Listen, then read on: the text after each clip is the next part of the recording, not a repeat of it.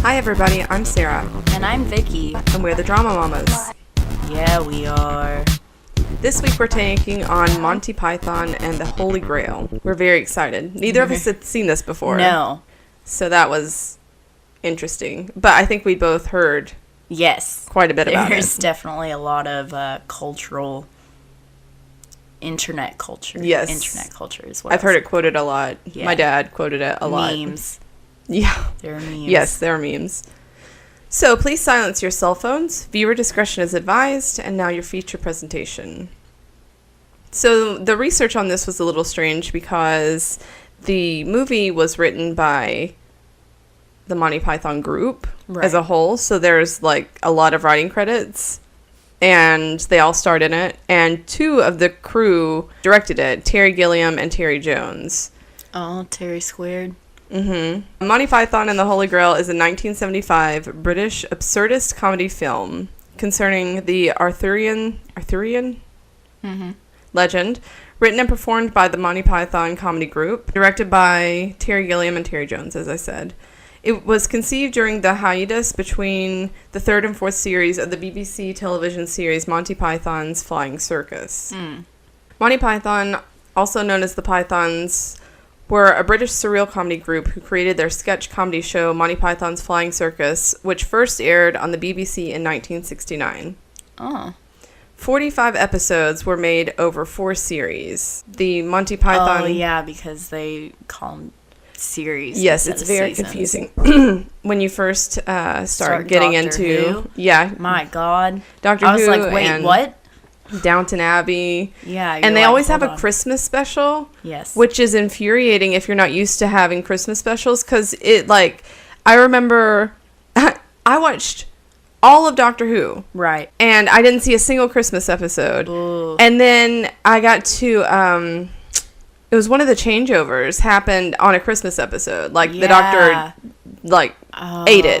Who was it? It was Play-Doh face to eyebrows? No, I think it was Tennant to Play-Doh face, because it picks up where he's crashing, and he's, like, the TARDIS is messed up, and that's why he tells Amy, like, wait right here and I'll be right back. And then he doesn't show up for, like, 15 years, because, like, he's recovering from the trauma of why he had to regenerate. Oh, yeah, isn't that where... Because in the last episode, he's like, I don't want to leave. Yeah, I don't want to think about it. I don't want to think about emotionally it It's scarring. It's triggering. But anyway, like, I was watching, because you know how I've been shows, right? Yes. So, like, I had seen an episode, and I want to say, was it where they, no, because that was with Martha. It was with the Dr. Donna, and he says goodbye to Rose on the beach, and, like, that was, horrible. And then, like, the next thing I know, he's, like, regenerated. Yeah. And I'm like, what happened? Yeah. So I had already missed, like, 5 Christmas specials. Ugh. And not even realized it. That sucks. Yeah. Anyway. The Python phenomenon developed from the television series into something larger in scope and phenomenon. Yeah. I bet you can't say that fucking 10 times fast. I don't want to try. No. I'm just going to embarrass myself. Yeah. So they had touring stage shows, films, numerous albums, several books, and musicals. The Pythons' influence on comedy has been compared to the Beatles' influence on music. I could see that. Their sketch show has been referred to as not only one of the more enduring icons of the 1970s British pop culture, but also an important moment in the evolution of television comedy. So, the Pythons were a self-contained comedy team responsible for both writing and performing their work. They had complete creative control, which allowed them to experiment with form and content, discarding rules of television comedy. Following their television work, they began making films, which include the Holy Grail, but the first of which was... Oh, I thought it was Life of Brian, but that's not what it's saying in my notes. Oh. I was thinking Life of Brian came out before the Holy Grail, but maybe it didn't. I've never heard of Life of Brian, I don't think. No, Monty Python and the Holy Grail was their first movie. In 1974, between production of third and fourth seasons of The Flying Circus, they decided to embark on their first proper feature film, containing entirely new material. Okay, here's some stuff that's interesting. Okay. The budget for the film was £229,000. Okay. The money was raised in part with investments from rock groups such as Pink Floyd, Jethro Tull, and Led Zeppelin. Oh, that's neat. Mm-hmm. Do we know how much that converts to in, like, With inflation day? in dollars? I don't know. Hmm. The backers of the film wanted to cut the famous Black Knight scene in which the Black Knight loses his limbs in a duel, but it was kept in the movies. All right, so 1975 was a year that we covered in our first episode because it's the same year Rocky Horror came out. This came out in 74, didn't it? IMDb has it as 1975, so I didn't research the year. I don't. I mean, even in the notes it says 1974. Maybe it was like pre-production and production was in 74 and then it was released in 75. Could be, yeah. But since IMDb had 1975, I was just like, yo guys, if you want some 1975's trivia, listen to Rocky Horror. episode 1, yo. What up?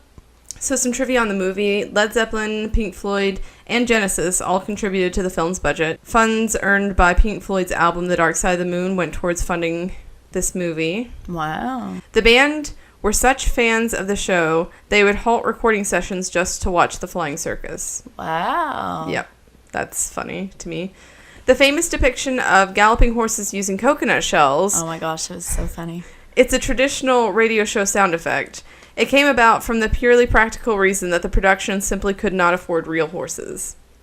So they couldn't afford real horses, and they're like, let's make it funny. And they so did. they did, and it is.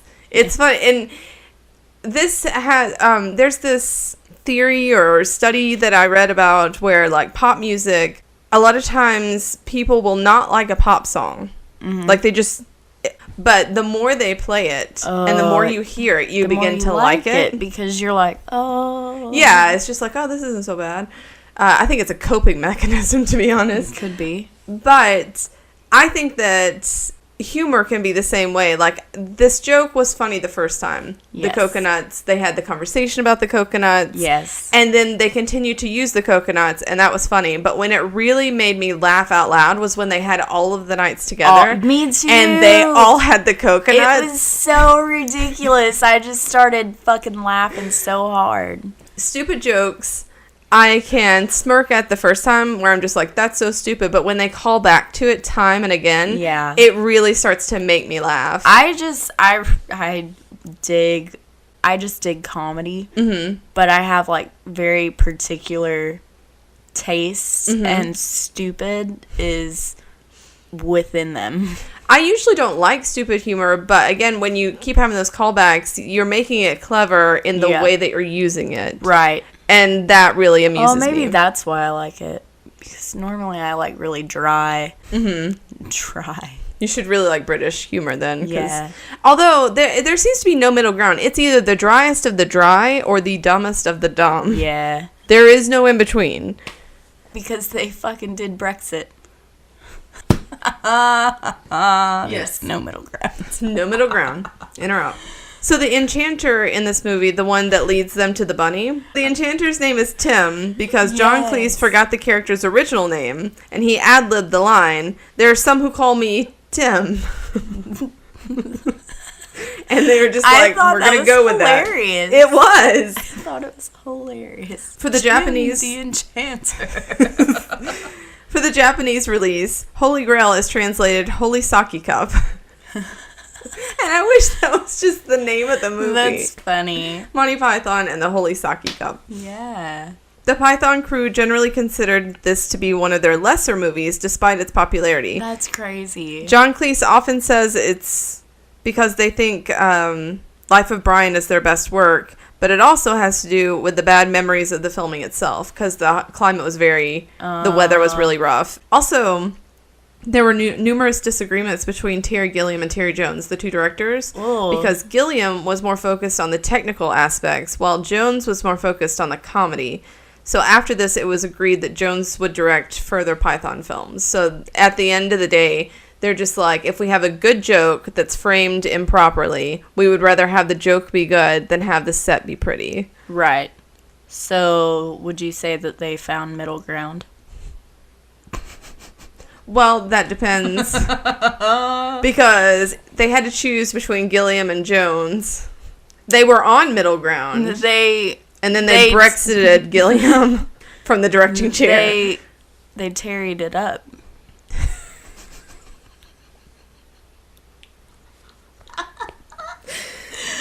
Oh, God. Oh, my God. Is it going to be like this all night? That's all the notes that I had for that. Okay. This movie starts out, I didn't know what to think because, like I said, people rave about this movie. Yes. It's like the funniest thing you'll ever see, and they're always quoting it, and they're explaining why it's funny. And now that I've seen it, like, I get it. You get it. It was funny when they told me, but, like, it's different to see it. I don't like it when people explain to me why things are funny. It's not funny. No, I don't mean, like, they break down the joke for me. I mean, like the scene at the end where they like explain the setting and why it makes it funny. Yeah, he asks the one guy the question and he stumbles on his answer and he gets thrown off. Yeah. And then he asks Arthur about the like swallows. Velocity of a swallow. And he's like this which one kind? Or that one, and he's like, fuck, and the I don't reason know. he says that is because of a conversation that happened at the beginning of the film. Yes. So they have to explain that when they tell me about it. Yeah. Because otherwise, you'd be like, why would he ask that? Yeah. Are there different kinds of swallows? Right? There are. There are. As girls, we know. Yep. So,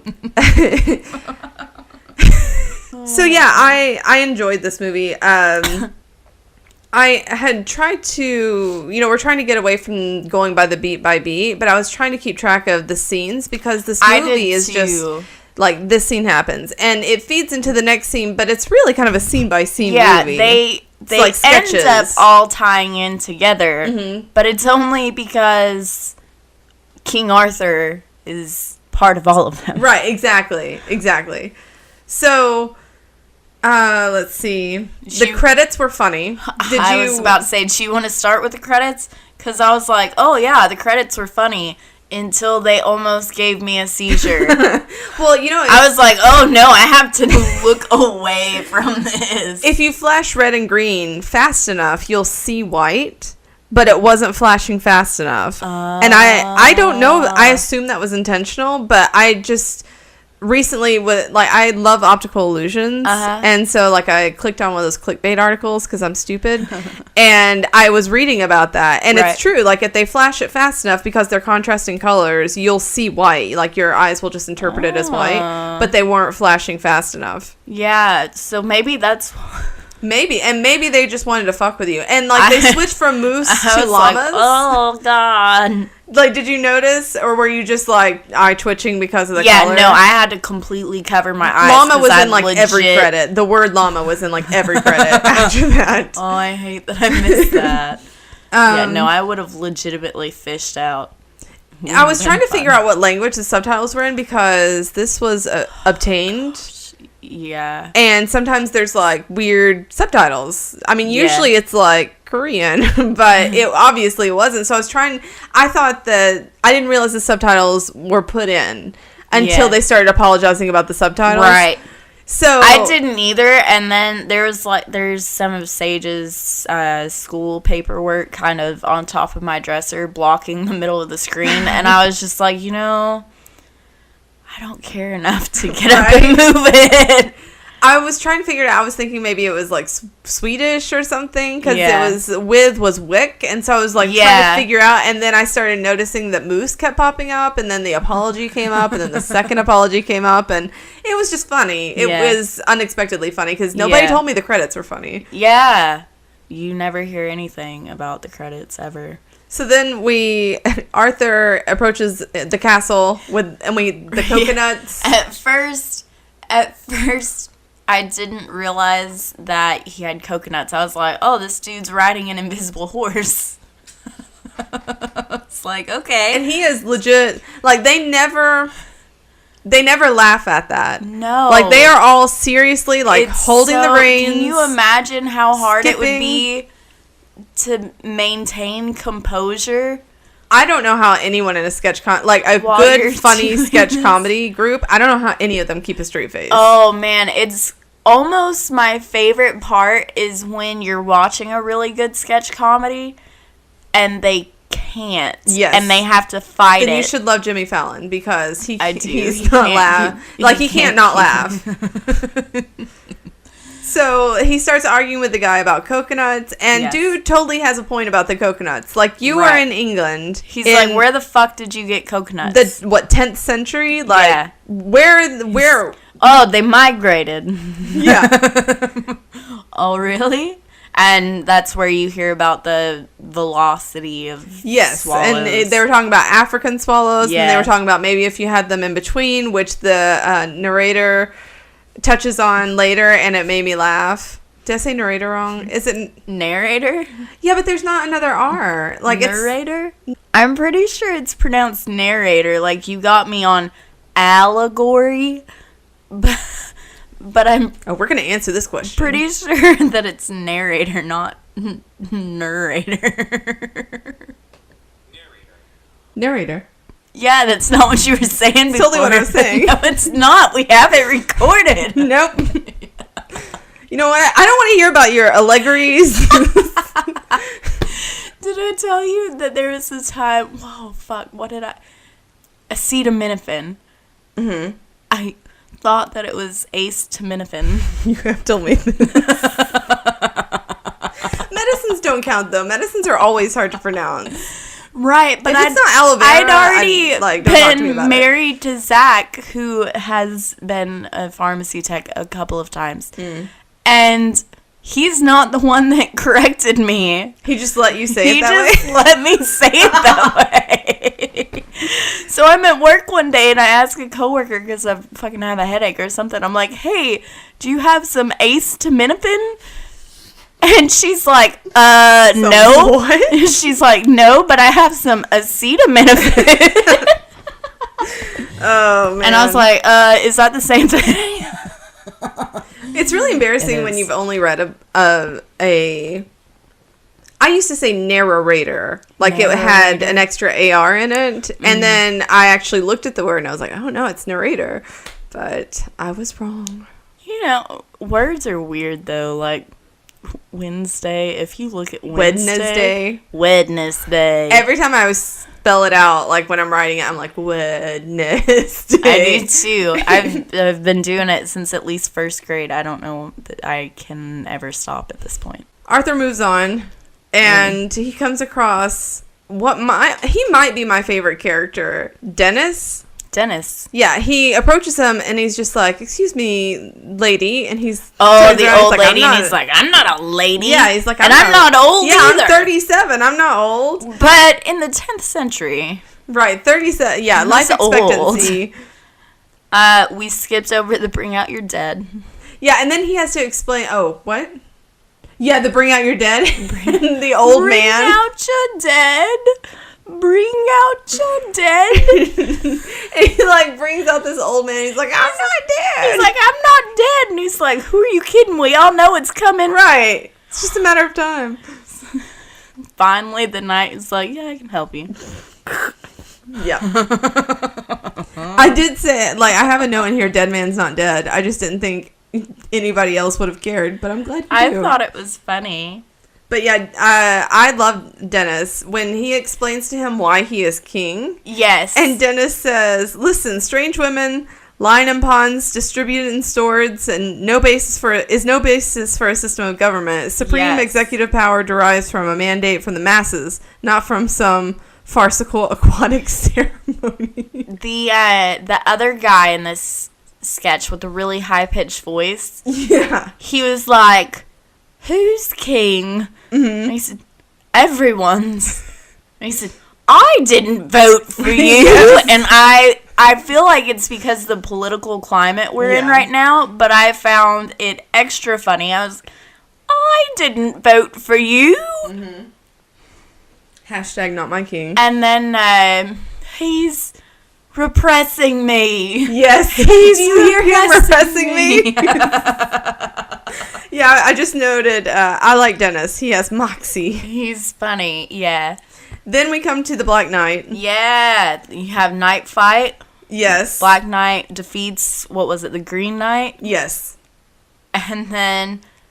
easily. I mean, it looks like it's pretty easy for him. Yeah, and then Arthur comes up and he's like, you're amazing. Join me. And he doesn't say shit. He's just, like, standing there. Yeah, and then Arthur says, "You make me sad." And then he goes to leave. Mm-hmm. And the knight says, "None shall pass." Mm-hmm. And Arthur's like, and he's like, "None shall pass." And he's like, "But I'm your king." And he says, "I move for no man." And then they have their fight. Right. And these are, like, lines that I've heard, like 1,000, "'tis but a scratch." Yes, it's just a flesh wound. He loses an arm. And then he loses an arm. He's like, "'Tis but a scratch." And he calls Arthur a pansy. Yes. He loses his other arm. He continues to fight. It's just a flesh wound. Leg off. Keeps trying to fight. Other leg off. Okay, it's a draw. Arthur starts to walk away. He's still talking shit. Yeah. He's like, "I am the Black Knight." I love when he first gets his arm chopped off. And Arthur's like, "I just cut off your arm." He's like, "No, you didn't." "No, you didn't." He's like, "Well, then what is that right there?" And he was like, "'Tis but a scratch." That's nothing. Yeah, I like the knight too. He also has moxie. Yeah. But not a lot else. No, he doesn't. He's just a torso. So then we come to the witch scene. Yes. And Sir Bedivere, is that right? I tried. Hold on. When he follows the logic of how you can tell if a witch is a witch. Yeah. It's I appreciated it. I thought it was funny at first, but the longer it went on, I was just like, oh my god. Like, just God. Make it end. I thought it was funny. Mm-hmm. If it would have went on longer than it did, I feel like it would have been way too much. But as is, whatever. Because the peasants were having such a hard time grasping the logic, yes. It kept it funny for me. The witch, after she's convicted, she has a line, but it's like she says it very quickly, and they move on really quickly, and I just couldn't catch it. But I have a feeling it probably would have been funny. Probably. I didn't catch it. The next thing that I talked about was table dancing. Well, then they have the book of the film. And they had the lady's hand, and then it gets replaced with the gorilla hand. Yes. And my favorite part of the book of the film was the not-so-brave knight. The knight almost as brave as Lancelot, because he almost does all the things that Lancelot but then he doesn't. But then he doesn't. Yeah. So then they almost go to Camelot. They have the scene where they show how Camelot is, and Arthur's like... Which is funny, because he hails from Camelot. They all do. He's just like, it's a party college. He's like, I really have to get some stuff done. Need more knights. So then they get their message from God. Who is terrifying. His fucking glowing red eyes. This is the closest the show, or this movie came to reminding me of, South Park. This seems like something straight out of... Well, I guess South Park probably draws from Monty Python. Yeah. But it seemed like something straight out of Matt Stone and Trey Parker. Yeah. I feel like I've seen something referencing this in that, now that I think of it. Probably. I'm sure there's a lot of references. I've not watched South Park in a really long time. So then they meet the French soldier. Who's hilarious. Who has so many good lines. So many. I didn't even bother writing them down. I was too busy listening to them. I was just like, I had the IMDb quotes page, and anytime I heard something funny, I would do a word search for, like, a line. Oh, that makes sense. So, one of the things he says, "I don't want to talk to you no more, you empty-headed animal food through trough wiper. I fart in your general direction. Your mother was a hamster, and your father smelt of elderberries." Sir Galahad says... "Is there someone else up there we can talk to?" And the French soldier says, "No, now go away or I shall taunt you a second time." And he keeps going. And when Arthur first gets there, he's like, "Do you have the Holy Grail?" And he's like, "Yeah, we've got one." He's like, "We're on a quest to get the Holy Grail." And he's like, "Oh, we have one." "We have one." And they're like, "Can we see it?" "No." "Nope."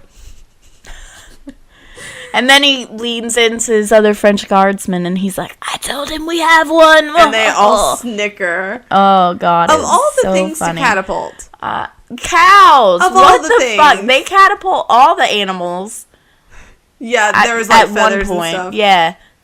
The soldiers' French, like all of the French soldiers that are speaking French, it does not sound like French. Now, I do not speak French. I did not take French in school, but I feel certain that it was not, in fact, French. I did take a year of French in school, but I cannot confirm nor deny these allegations. The Trojan horse bit was really funny. Yeah. Where, like, he's like, it's going to be me and Lancelot and Robin. And they've already delivered it. And he's like, wait, who? And then he's like, oh. And they all face palm so hard. Yes. They did the Picard before Picard was a thing. Yeah. So, now we come to the tale of Sir Robin. And his minstrels. Is probably my favorite part in the movie. I laughed so hard at this. It was just too funny. Oh, man. So they have the certain death sign, like, this way to Camelot, this way to certain death. And he's like, yep, that's where I want to go. Yep. The song about how Sir Robin is prepared to die. Yeah. Like, it gets a little graphic, and he's just like, okay, cool it. Yeah. And then he runs into the three-headed knight. Yes, who's already killed several people. And while they're arguing about whether or not to kill him, how to kill him, and what they'll do afterwards, he runs away. And the minstrel starts singing, brave Sir Robin ran away. Sir Robin's like, no! And the minstrels bravely ran away. I didn't! When danger reared its ugly head, he bravely turned his tail and fled. I never did! Yes, brave Sir Robin turned about, and valiantly he chickened out. Oh, you liars! Bravely taking to his feet, he beat a brave retreat by brave Sir Robin. And they do it later, too, where they're singing about how chicken shit he is, and it is so funny. Yeah, because he's like, no! And I think the reason I thought this was so funny is this is one of the only things that no one had told me about. And I was able to, like, experience. Yeah. And it was just very funny. I laughed a lot. So now we have the tale of Sir Galahad. He's Sir Galahad the Chaste. And he ends up in the Castle Anthrax. Yeah. Where it's filled with ladies. Yeah, he saw the Holy Grail. Yes, that's the whole reason he's there. I was like, the goblet. The thing. Of fire. The goblet. Fuck, that's not what it is. So all of the ladies are between the ages of 16 and 19. Yes. They are very frisky. Yes, they are ready. They're like they're obvious about it, but they're not so obvious about it at first. Right. It builds. And then all of a sudden it's like, they're like, oh, you must punish us. Right. Spank us all. Yeah, the twin sister of the first woman that he talks to breaks the fourth wall to inquire about how the scene is going and how she thinks it's going really well. And everybody else is just like, no, move on. And they even go to characters we haven't met yet. Yeah. They're just like, no, it's going on too long. Like, just move on. Yeah. That was funny. And then he gets rescued. Yeah, but he's ready to break his vow of chastity. He's like, no, I can handle that. Like, I can handle them all. The peril. I would like the peril. I'm like, brave. No, it's too much. He's like, no, just let me. He's like, all 200 of them. I got this. But they pull him out anyway, and the not twin, says, shit. Yes. I thought that was really funny. Yes. So then we have scene 24. Yes. The narrator says, meanwhile, not more than 2 swallows' flight away, Arthur and Bedivere had discovered something. Oh, that's an unladen swallow's flight away, obviously. There were more than 2 laden swallows' flights away. 4, really, if they had a coconut on the line between them. I mean, if the birds were walking and dragging the coconut. That made me laugh. I love when they refer back to jokes. Yeah. It just makes the first joke funnier. Right. You see a lady beating a cat against a rug? Yes, and they say knee to her. Knee? Yeah, and she's just like, no! Oh, yeah, because they ran into the Knights of Knee first, and they needed to find the hedge. Yes, they want a shrubbery. Yes. And then we have the tale of Sir Lancelot. Shrubbery, but not too expensive. The tale of Sir Lancelot is dumb. It's so dumb. Yeah. So we have the king of the swamp castle, who gives this really funny little speech. When I first came here, this was all swamp. Everyone said I was daft to build a castle in a swamp, but I built it all the same, just to show them. It sank into the swamp, so I built a second one. That sank into the swamp. So I built a third. That burned down, fell over, then sank into the swamp. But the fourth one stayed up, and that's why you're going to get, lad, the strongest castle in all of England. And he talks about how his son's bride has huge tracts of land. It reminded me of Knocked Up, when he's just like, she looks smart. And he's like, yeah. It's really funny. And the sun keeps trying to burst into song. That's my air freshener. Oh. Yeah. When the batteries are dying, it sounds possessed. Yeah, I was like, I'm going home. No, thank you. The sun keeps trying to burst into song. And the dad's like, no. Yeah, he's like, no, this is not a musical. No. No. He is trapping his son in his room, and he tells the knights not to let him go. And they have to explain, and it's so funny. Yes, it was funny, and then when he starts to leave and they're following him out, and he's like, where are you going? We're with you. I'm like, no, that's definitely funny. Oh, God. And then the prince shoots an arrow out of the window. He nonchalantly shoots an arrow, so it looks like it would go straight down. You would think. But somehow, it gets into the forest that Lancelot and his squire are in, and hits the squire right in the chest. Yes. And Lancelot is like, what? And then he's like, oh, this note. And he's like, oh, I have a quest. Mm-hmm. And the squire's like, oh, I'll come with you. And he's like, your life is not wasted. You're dying. And he's like, no, I feel better. I think I'm okay. He's like, no, it's a mortal wound. He's like, no, I think I'm going to, I'll come with you. No. No. And then when he's approaching the castle, they do this really dumb bit where they just play the same footage of him running. Like, he does not get any closer. No. And, they show the guys, and they're looking out, and then they show him, and it's this dramatic drumming. Yes. And it's the same footage. They do it 3 times, and then suddenly he's there, and it is so funny. And he's slaughtering them. Yeah, everyone. Men, women, children. Doesn't matter. If he had been on the Titanic, man, he would have changed history. Yep. Yeah, I just said, why is Lancelot attacking women? And then the King of the Swamp has a really funny line. Please, this is supposed to be a happy occasion. Let's not bicker and argue over who killed who. Yeah, because he and Lancelot hit it up. Mm-hmm. After he's like, I thought you were a princess. Yeah, he thought the prince's note was from a girl. Yeah. Because he assumes men can save themselves. Right. Which is funny. Yes. So, that's a really funny scene. And then the Swamp King is just making the best of a bad situation. So he's just going to adopt the huge tracts of land. Yeah, and her father's like, no, I feel better. And so he just has one of his knights straight up kill him. Yeah, he's like, no, he's dead. I don't feel like I'm losing a son because the prince fell out of the window. Mm-hmm. I feel like I'm gaining a daughter. Since she's lost her father this day. And he's like, no, he's still alive. He's like, since her father is dying. No, he's getting better. It was exactly like the squire, except then the father was murdered. Mm-hmm. And then the sun comes up. The sun comes in. Yeah. And he's like, I'm all right. And then he bursts into his song finally. Yes. So Arthur is searching for a shrubbery. Mm-hmm.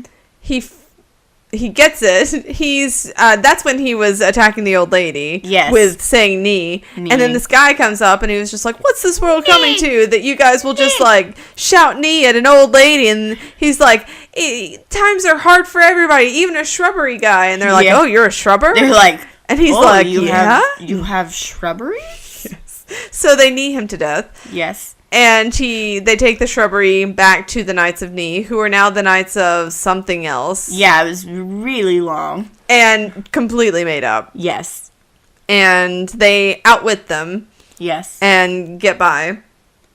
And then all the on knights, a long journey. All the knights meet up again, and we get to see Sir Robin and his minstrels, and they're singing about how, like, chicken shit he is. Yeah. And they are savage as fuck. Yeah. It is hilarious. And then they get eaten. Yeah. Yeah. Well, you know, it happens. You can't talk what were all they that gonna do? shit Eat without the coconuts? Like, did you notice that they still had coconuts even though they starved almost to death? They need the coconuts. How could they travel without the coconuts? Right, like, they can't just walk. The Round Table Knights meet Tim the Enchanter. Tim the Enchanter. And he leads them to the monster. Yes, the bunny. I put down the bunny is bad news, my dudes. Apparently, I read this, but I didn't copy and paste it. But the dye that they used on the bunny's mouth was supposed to just wash out, and it didn't. It stained its fur, and the owner was not happy about that. Poor bunny. Nah. It's Nee. We skipped over when they dismount. When they all get off their horses. Arthur's like, dismount! And they all climb off their imaginary horses. Oh, I just love how serious they take it. They're straight up. So, to kill the bunny, they get the holy hand grenade. Mm-hmm. And King Arthur asks, how does it work? And Sir Lancelot says that he doesn't know. So they consult the Book of Armaments. And the instructions are found in Armaments, Chapter 2, verses 9 through 21. And I don't know why that tickled me, but, like, I laughed really hard. And then they just keep reading, and he's just like, skip on. It's funny. It tickled me. I couldn't tell. So they enter the cave, yes. And we have the animated monster scene. Which was funny. Yes, but then the animator killed over. Yep. And they were able to escape. Yep, which was also funny. They come to the Bridge of Death. Yeah, the bridge keeper who we saw before. 3 questions. Did we? Yeah, because, like, when they were having, like, a fever dream or whatever, and he was just, like, laughing and telling them, like, really vague things, and then he disappears and suddenly they're in the woods. Gotcha. It was a very small scene that I didn't even think it was important, but we see him again. Yeah. He's the gate, or the bridge keeper. Yeah.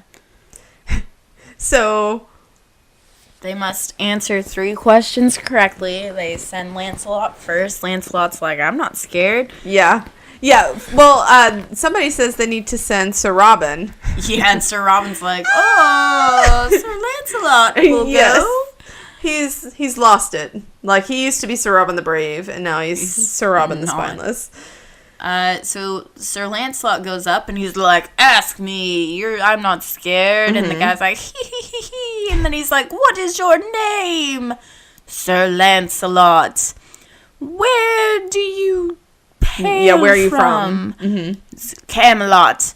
What are you doing? What's your favorite color? Oh, what's your favorite color? Mm-hmm. Or I think he might ask him, who are you? And he says, Lancelot of Camelot. And then he says, what is your quest? And he says, to get the Holy Grail. To get the Holy Grail. And then he says, what's your favorite color? Blue. Yes. And he crosses, no problem. So then the next guy comes up. And he's just like, what's your name? And he tells him. What's your quest? And he tells him. He's like, what's the capital city of something we've never heard of? Yeah. And he's just like, I don't know that. Yeah. And he's gone. So, and then Sir Robin goes. What happened with Sir Robin? Was he the one? Sir Robin he goes, what's your name? And he says, Sir Robin of Camelot. What's your quest? To get the Holy Grail. What's your favorite color? And then, blue. No, wait. Yep. And then he's gone. So then Arthur steps up. And he's just like, who are you? I'm Arthur of Camelot. And what is your quest? To get the Holy Grail. And he was like, and what's the velocity of a flying swallow? And he's just like, an Alaskan swallow or a regular? An African. Alaskan. Gosh dang. And the guy's like, I don't know. And he gets thrown off the bridge. Oh, It's perfection. It was Mwah. very good. So funny. It was very good. So then they cross the water to the sacred castle, and who do they run into? I just put those French turds are back. The French soldier has not lost his edge. No. They prepare to attack, and then there was a weird subplot that, again, I did not think was important enough to note, but toward the beginning of the movie, there's a historian that's talking about the story, and while he's doing it, one of the knights runs by and slashes his throat. Yes. So then they have a second scene where the police are there, and they're investigating the scene. Then they have a third scene where they're at one of the other places they've been, and they're investigating. And then the movie ends where they're preparing to attack, and the police show up and arrest everybody. Yeah. And then that's the end of the movie. And there are no end credits. Because they were all at the beginning. I had like 2.5 minutes left, and it was playing music. I'm like, okay. Like, I had read there were no credits, but I was like, 2.5 minutes. They're not just going to play music with a black screen. No, they did. They did. They did. Because I sat there for a while, and then I was like, there's nothing coming. Right. So, I enjoyed this. I think I would have enjoyed it more if I knew less of the jokes. Because I feel like most of the funny jokes have been told to me. Yeah. But that didn't make them less funny. It just... Like, I knew what was coming. Yeah. If it had caught me off guard, I think I would have found it funnier. Yeah. But, like, the bridge scene, I knew what was going to happen in the bridge scene. But it still made me laugh out loud. And Luke was in here for that one. And he was just like, it's overrated. It's not that funny. I can't get into it. And he laughed out loud, too. Fuck him. I thought it was very funny. I thought it was clever. I thought that it's a type of comedy it crosses time. Right. Timeless comedy. Yes. Because obviously we're whatever, however many years, 30, 42. Yeah. Is that right? 42, yes. 42 years after, and still funny. Still laughed a lot. This is the first Monty Python anything I've seen. Me too. And I'll probably watch something else. I may. Don't make promises, but I may. I'd recommend it to somebody else when Sage gets a little bit older and has a more refined palette of humor. I may introduce him to it. I was surprised that this movie was 42 years old, and there wasn't anything that really hit me as uncomfortable. I mean, there's even the scene where it's like dealing with elements of sexual harassment, like they handled it really well where it wasn't uncomfortable for me to watch. It was funny. He started to turn around at the end, and then what was funny was that he had turned around, but people were saving him and he couldn't do what he wanted to do. Like, that was what was funny about it. Right. Like, the punchline didn't make me uncomfortable. Does that make sense? Right, yeah. So I liked that. Who's your MVP? Oh, God. It's so hard in this. Right. There's a lot of... I'm going to say either the shrill guy in the commune. Okay. Who's like, I didn't vote for you. Just because that line killed me. Or the French guy who talks all the shit. Yes. Okay. I also have narrowed it down to two. Okay. And it would either be Sir Robin's Minstrel...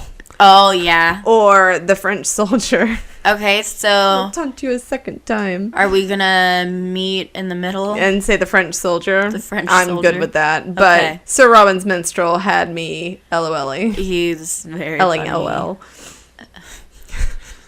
Laughing out loud. It was necessary to explain that. I'm sorry. You just said you didn't like that. Oh, well. So, our verdict is watch it. Yes. Well, here's the thing. We started out friends. It was cool as all pretend. Here's the thing. Like, if you don't like stupid... Shut up. If you don't like stupid humor, you're not going to like this movie. If you don't like witty humor at the same time... That's true. You're not going to like this movie. There's, like, a fine line between stupid humor and... witty humor, and this movie is on that line. Yeah, this movie is not fart jokes. So, like, it's got a level of wit. But I think that if this is not specifically the type of humor you enjoy, maybe watch it with someone where it is the type of humor they enjoy, because laughter is infectious. Yeah. And I think you might enjoy it more if you watched it with someone that enjoyed it. Does that make sense? I would agree with that. And remember that, you know, it's good to broaden your horizons. Coconuts travel. They migrate. Yes. They can be carried by swallows. Don't question it. It's just, that's a fact. Okay. All right, so thanks for listening, guys. This is our penultimate. Is that right? Penultimate? Isn't that like before the last? Penultimate? I don't know. This is next to last episode of the season. Yeah, Google it. I'll edit it out if I was wrong. That'd be a good word if it's right. Penultimate. Last but one in a series of things. Second to the last. Good job. Yeah. So this is our penultimate episode of Cult Classics. Yes. So we're almost there. We are doing Fight Club next, and it will wrap up our quote-unquote season. It feels weird to call something I've done a season. Right. Because it's not television. This isn't real life. I mean, it is real life, but it doesn't feel like. We could be British and call it the end of our first series. That's not a good British accent. Don't judge me. I'm judging I'm sorry, British people, if you ever hear this. They won't. They might. So contact us on social media. Like us, give us a 5-star review, because if we've said it once, we've said it at least 9 times. We are 5 stars or bust. We have a Facebook page, Drama Mamas Podcast. We are on Twitter. Our handle is @DramaMamasPod. And we have a Gmail, if that is your preferred form of communication. And that is dramamamaspodcast@gmail.com. Is that everything? That felt like everything. Give us a like, give us a listen, give us a share. Definitely give us a share. Give us a review. For the love of God, someone give us a review. Of God. Someone send us a message, and I don't care if you say we're shitty. I just want to know somebody's listening. Just tell us you like us, or you don't. We need validation. Anyway. We need a reason to keep on going. Like we're going to stop. Like we have too much fun. But I mean, look, they don't know that. Right. Okay. Right. Let us know you're listening. We're not doing it anymore. I mean, they know now. Yeah. I'll edit it out. Whatever. So as always, remember to save the drama for these mamas. Next week on the Drama Mamas, I think it is very long and very big and very big. And you know, if anybody wants to get a tattoo of it, hit us up. We'll send you the picture. Send us a picture of the tattoo.